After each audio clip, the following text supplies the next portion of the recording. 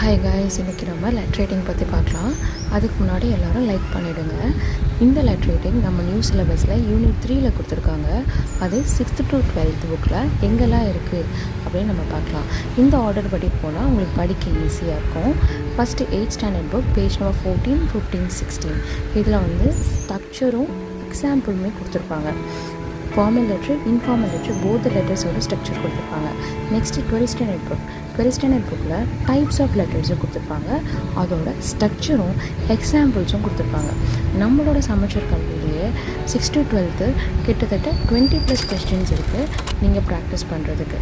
சரியா? இப்போது 10th standard புக்கில் ஸ்ட்ரக்சர் இருக்குது.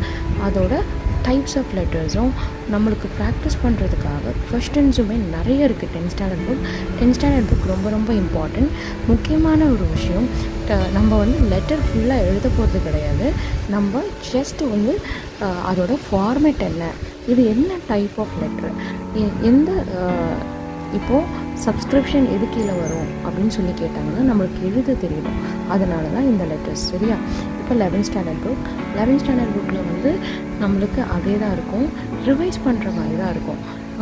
இப்போ இந்த ஆர்டர் படி நீங்கள் படிச்சிங்கன்னா கண்டிப்பாக வந்து லெட்டர் ரைட்டிங்கில் நம்ம ஃபுல் மார்க் எடுக்கலாம். 6th ஸ்டாண்டர்ட் புக் லாஸ்ட்டாக வச்சுக்கோங்க. இதில் வந்து நம்மளுக்கு 4 to 5 கொஸ்டின்ஸ் வரும். ஓகே ஃப்ரெண்ட்ஸ், பாய். எல்லோரும் சப்ஸ்கிரைப் பண்ணிடுங்க.